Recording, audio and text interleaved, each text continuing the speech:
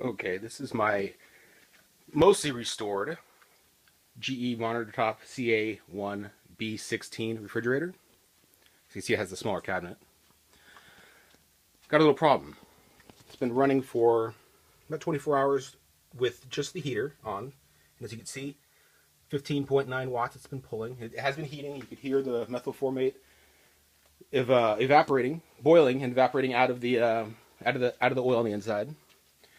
And it's kind of just rigged together just so I could test out the heater that I had to replace.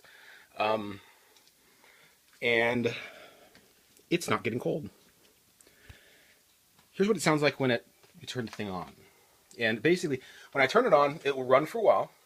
The top up here will get hot, and you'll hear what sound. I believe it's the oil. You'll hear the waterfall sound of the oil inside, but it won't get cold. Now, on one occasion, after I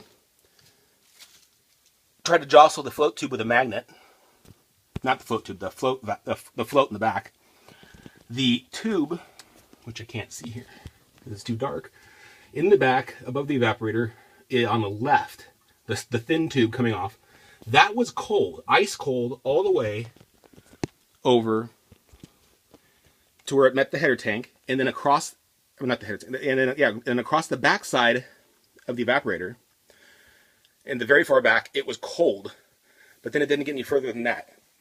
I believe that there is probably an issue with this guy right here. But I'm no expert on these things. I've tried to read as much as I can, but I'm lost. Can't quite figure it out yet. But here's what it sounds like. The rattle is quite pronounced.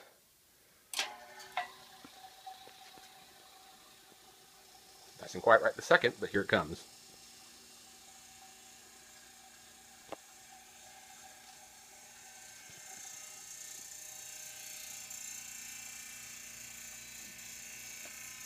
It's a temperature gauge right there.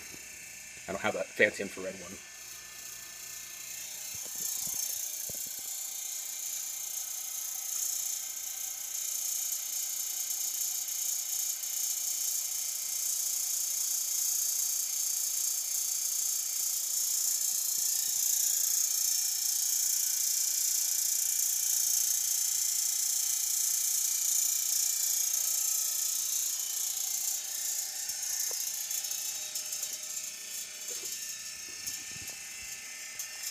See the ambient room temperature, 71 degrees Fahrenheit. See with this, I could get a check up here.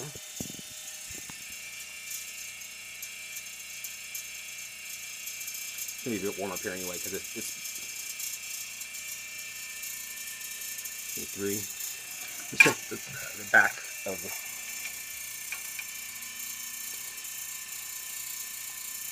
I think a little bit of coolant refrigerant is making its way through because it's dropping. Or maybe not. Figures, huh? Wishful thinking. I think that's just because it was really cold. Well, for Southern California last night. It doesn't get cold here. I was goose hunting up in Montana a couple of years ago, and I think the warmest it got for the entire week was 1 degree. But let's set the temperature up here on the top of the compressor dome. Move this thing up.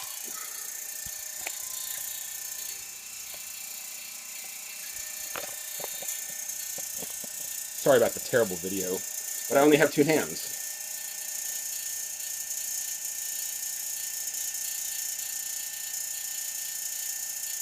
It's on the rise. Yeah, it gets hot up there. Eventually, excuse me. Just put this thing down because I don't want to make you guys seasick. Eventually, it will shut off, but it just doesn't get cold. You know, when all this started, like about 3 weeks ago, it started to lose. Even though it was ice cold in the garage. I mean, it was getting down to around freezing at night, and the frost line on the tank started to drop.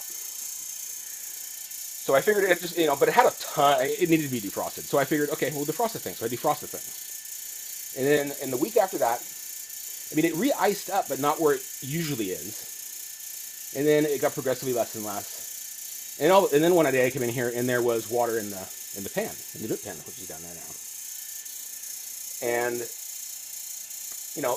the heater I figured had been gone for about the last month and a half, 2 months. So I figured it was just the heater. But I replaced the heater and it's still having an issue. It's not a proper heater. It's actually made from a pipe heater that was coiled inside of a 270 Winchester casing that actually fits almost perfect because it's just under a ½ inch in diameter, the wide part of the casing, and it slides right in. It's pretty nice. As you see, there's the speaking of Winchesters, a 30-30 stock I'm redoing.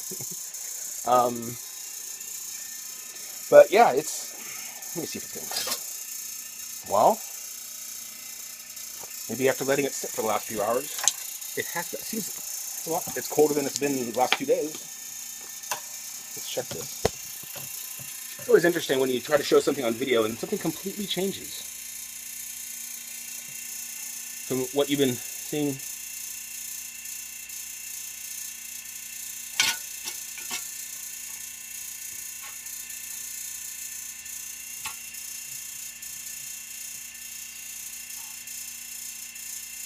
Yeah, it's in the 50s, so it is a little bit. See, I was thinking that it may have a leak, but I mean, it had been perfect for the last year running nonstop. I mean, not nonstop, but I mean, it cycled really well. But for the last year, and it was just kind of out of the blue when it got really, really, really cold, this problem began. So I crossed my mind that that there's a leak somewhere in the system, but I don't see any reason what could have caused that unless they just spontaneously happened. So I don't know. You guys know better than me. But yeah, as you can tell, the rattle's still going strong. I could let it run for a while and see what happens this time, because I'm thinking A, it's either the float valve in the back, B, there could be a blockage in the evaporator, or C, there's a leak. I'm kind of hoping it's going to be the cheapest of the 3 fixes, because, yeah, it's not been a good year. Well, last year. This year I think it's going to be a heck of a lot better. So, anyway, I appreciate everybody for watching this, and if you have any insight into this problem, suggestions, help, I'd appreciate it. God bless.